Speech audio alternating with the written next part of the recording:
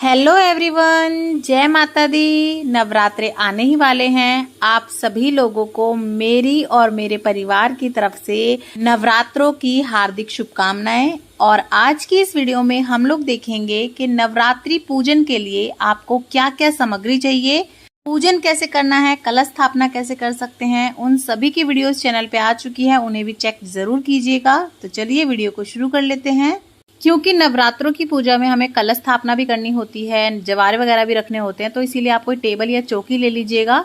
साथ ही में उस पे बिछाने के लिए हमें आसन चाहिएगा। लाल रंग का हो तो बहुत सही, नहीं तो आप कोई भी बिछा सकते हैं। माता रानी के पूजन के लिए आप इस तरह की कोई फोटो ले सकते हैं जिसमें माता रानी के 9 स्वरूप होते हैं, या फिर आप चाहें तो मिट्टी की मूर्ति ले सकते हैं, या आप अपने घर में धातु की कोई मूर्ति या मार्बल की कोई मूर्ति रखते हैं तो आप उन्हीं का पूजन कर सकते हैं। पर कुछ लोग ना हमेशा मिट्टी की मूर्ति लाते हैं और फिर उसका विसर्जन करते हैं, तो उस केस में आप मिट्टी की अलग से मूर्ति लीजिएगा। पूजन में गणपति जी को जरूर से बिठाएंगे, तो आप गणपति जी की कोई मूर्ति ले सकते हैं, या फिर आप सुपारी से या मिट्टी से कलावा बांध के गणपति स्थापना कर सकते हैं। कलश स्थापना के लिए हमें इस तरह का कलश चाहिएगा। आप चाहें तो मिट्टी का लें, नहीं तो फिर आप कोई धातु का ले सकते हैं, तांबे का, पीतल का। और जुआरे बोने के लिए इस तरह का तोला मिलता है मिट्टी का, तो आप ये भी ले सकते हैं। और अगर आप ये नहीं लेना चाहते मिट्टी के तो कोई दिक्कत नहीं है, आप ज्वारे बोने के लिए कोई प्लेट ले लें, और कलश आप अपने घर का जो भी कोई धातु का हो वो यूज़ कर सकते हैं धो के। लेकिन अगर आप मिट्टी का यूज़ कर रहे हैं तो फिर आप कोरा ही यूज़ कीजिएगा, नया ही लीजिएगा। एक मैंने बड़ी चुन्नी ली है जो मैं अपने नारियल पे लपेटूंगी। साथ ही में एक छोटी चुन्नी ली है मैंने माता रानी को ओढ़ाने के लिए। आप अपने माता रानी की फोटो के हिसाब से बड़ी छोटी चुन्नी ले सकते हैं। पानी वाला नारियल लेना है। आप इस बात का जरूर ध्यान रखिएगा कि सूखा नारियल आपको नहीं लेना, और गंजा नारियल नहीं लेना, जिसकी जटाएं छिली होती है वो नारियल भी नहीं रखा जाता पूजा में। तो आप ध्यान रखिएगा, एक तो जटाव वाला हो और पानी वाला हो, सूखा नारियल ना हो। पूजन के लिए हमें सबसे पहले चाहिएगा गंगा जल, साथ ही में हमें चाहिएगा कलावा, और कलावे से आप अखंड ज्योत कैसे बना सकते हैं उसकी वीडियो चैनल पे आ चुकी है, आप देख सकते हैं। सभी वीडियोस का लिंक आपको डिस्क्रिप्शन बॉक्स में मैं दे दूंगी। माता रानी को तिलक करने के लिए हम यहाँ पे रोली ले लेंगे, चंदन ले लेंगे। ज्वारे बोने के लिए हमें जौ चाहिएंगे, और जौ आप अच्छे ही लीजिएगा, घुने हुए और कीड़ा लगे हुए नहीं हो, नहीं तो आपके ज्वारे नहीं होते हैं। तो अगर घर पे साफ है, बिल्कुल आपने चेक करे हैं तो वो लीजिएगा, नहीं तो आप 5-7 रुपए के बाहर से ले आइएगा।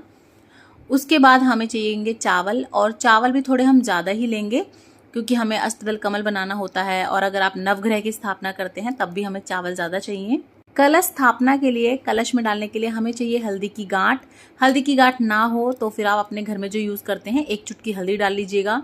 लौंग, और लौंग में जो ये फूल होता है ना, ये आपका टूटा हुआ नहीं होना चाहिए, ध्यान रखिएगा। साथ ही में इलायची, 1 सुपारी, सिक्का आप चांदी का या नॉर्मल सिक्का कोई भी ले सकते हैं, अच्छे से धो लीजिएगा पहले उसे। और आप देख लीजिएगा आपकी हल्दी की गांठ में या फिर इलायची में जो कीड़ा वगैरह ना लगा हो। साथ ही में हमें चाहिएगा इत्र। यहाँ पे मैंने कपूर ले लिया है। तो कपूर आपको रोज जो है ना आरती के लिए भी चाहिए होता है, साथ ही में भोग वगैरह लगाने के लिए भी चाहिए होता है, तो कपूर ले लीजिएगा आप। भोग प्रसाद के लिए हम यहाँ पंचमेवा ले रहे हैं, तो कोई भी 5 मेवा को मिला के आप इस तरह से पंचमेवा तैयार कर लें। पताशे जरूर से आप भोग में लगाएं, तो पताशे ले आए आप। और ध्यान रखिएगा कि घर के झूठे कूटे जो है ना वो ना यूज करें आप हो सके तो सारा सामान नया ही खरीदें, नहीं तो जो चीज आपको पता है कि शुद्ध है, साफ है, आप अपने घर की भी यूज कर सकते हैं। और रोज छोटा सा हवन किया जाता है, तो उसके लिए हम हवन सामग्री, समिधा वगैरह ले लेंगे। और अखंड ज्योत के लिए हमें इस तरह का दीपक चाहिए होता है, पेच वाला। चाहे तो आप जो बड़ा वाला मिट्टी का दीपक आता है वो भी लगा सकते हैं। तो इस तरह की हमें एक ज्योत चाहिएगी अखंड दीपक जलाने के लिए। और अगर आप अखंड ज्योत नहीं जोड़ते हैं तो फिर आप इसे स्किप कर सकते हैं। इसके अलावा आपको सुबह शाम की ज्योत के लिए, सुबह शाम जब आप आरती करेंगे तो ज्योत चाहिएगी, तो आप इस तरह की ले सकते हैं, धातु की, या फिर आप मिट्टी का जो दिया आता है वो ले सकते हैं। इस तरह की हमें ज्योत चाहिएगी सुबह शाम की पूजा के लिए। और अखंड ज्योत अगर आप रुई से बनाते हैं तो फिर हमें बड़ी जो लंबी रुई आती है वो भी चाहिएगी ज्योत बनाने के लिए।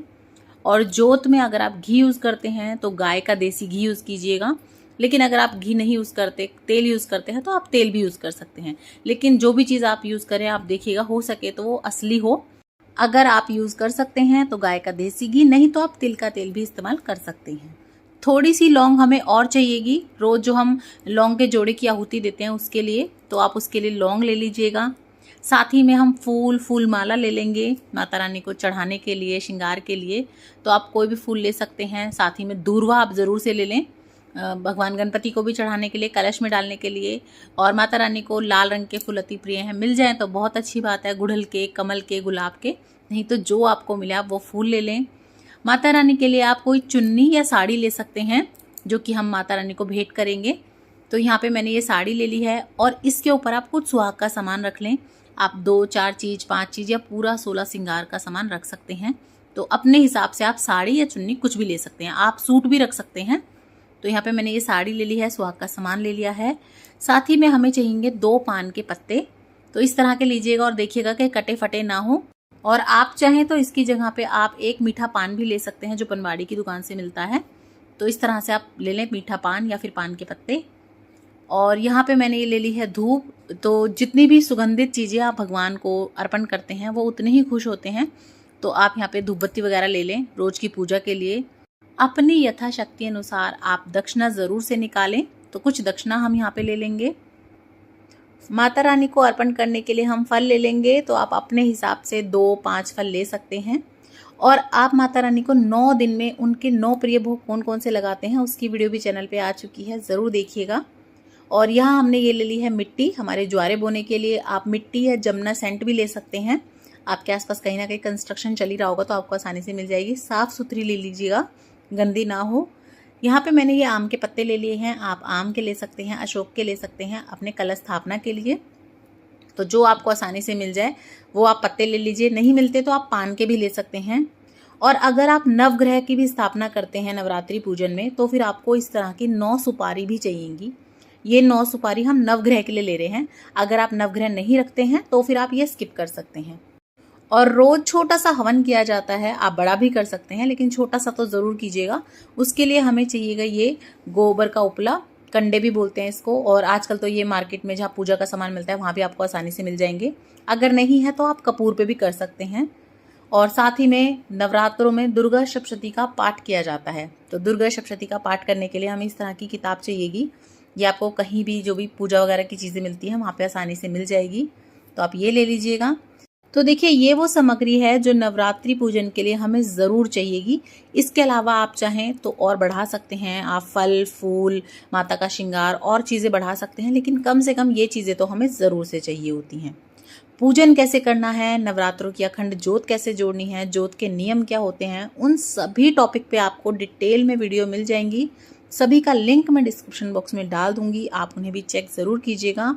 और अगर आपको वीडियो थोड़ी भी पसंद आती है, यूज़फुल लगती है, तो ज़्यादा से ज़्यादा शेयर कीजिएगा अपने फ्रेंड्स एंड फैमिली के साथ।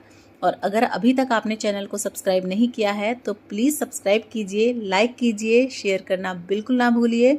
और इसी तरह की और वीडियोस देखने के लिए चैनल पर बने रहिएगा।